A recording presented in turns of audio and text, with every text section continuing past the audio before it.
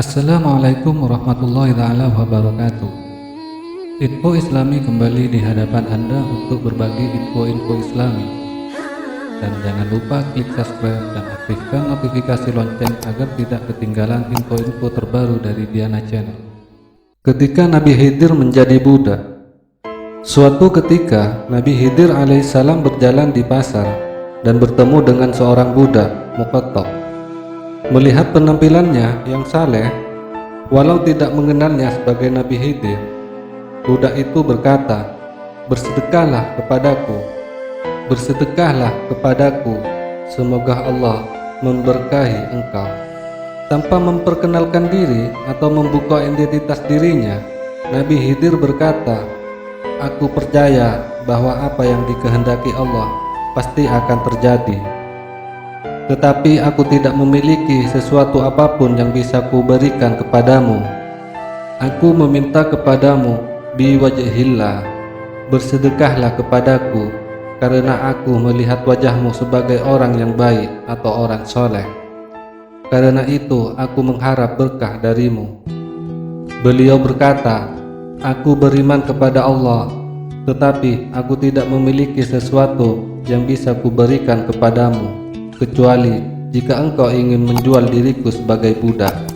Budak itu terpana memandang Nabi Khidir seolah tidak percaya dirinya sendiri sebagai budak. Bagaimana mungkin bisa menjual orang merdeka sebagai budak?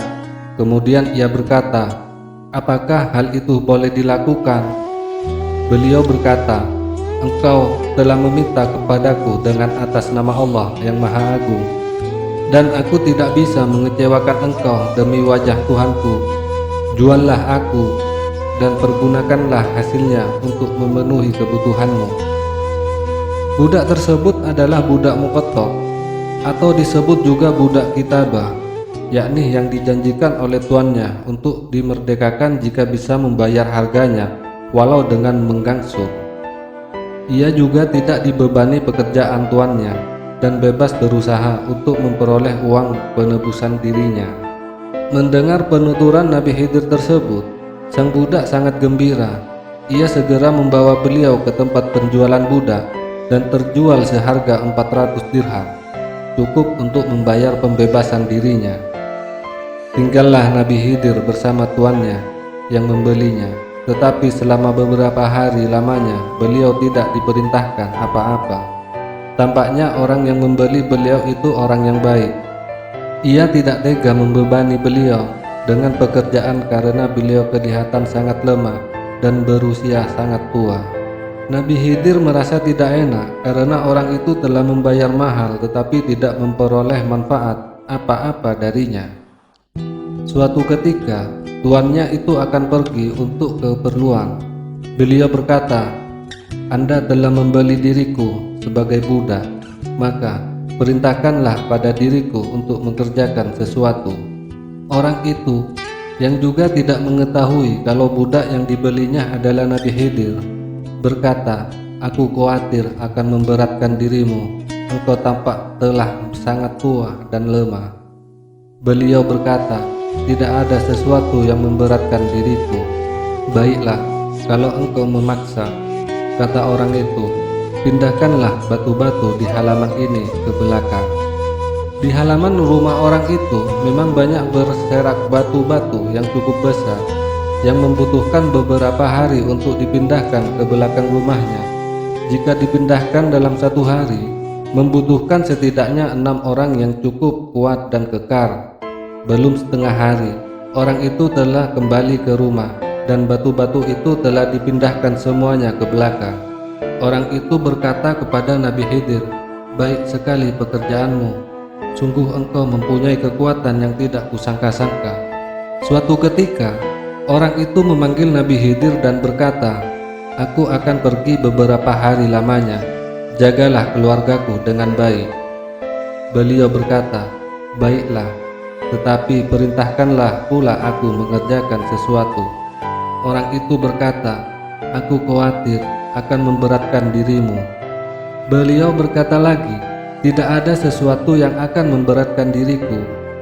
Orang itu terdiam sejenak, ia sungguh tidak tega memberi beban pekerjaan kepada orang yang telah tampak sangat tua tersebut. Tetapi karena memaksa, ia berkata, "Jika demikian, buatlah batu bata, aku akan membuat rumah setelah pulang dari perjalanan ini."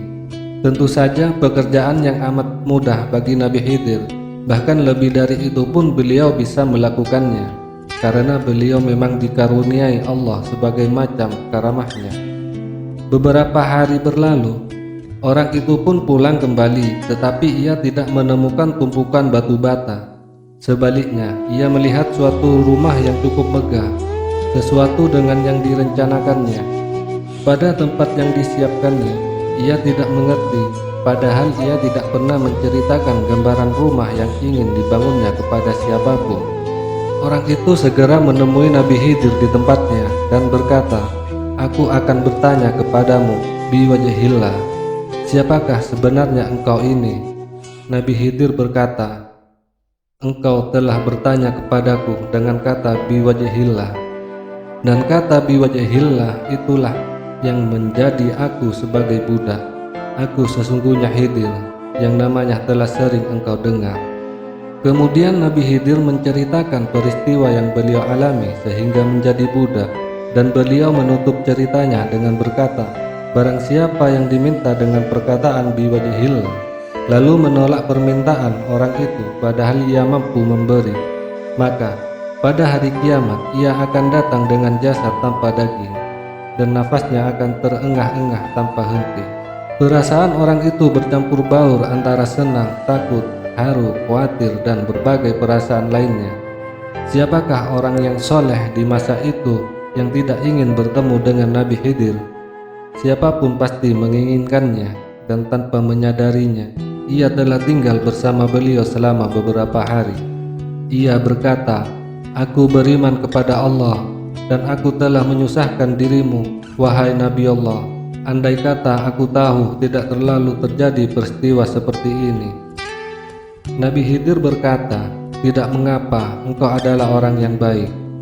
Orang itu berkata, "Wahai Nabi Allah, silakanlah engkau mengatur rumah dan keluargaku sesuka engkau, atau bila ingin bebas dari perbudakan ini, aku akan memerdekakanmu."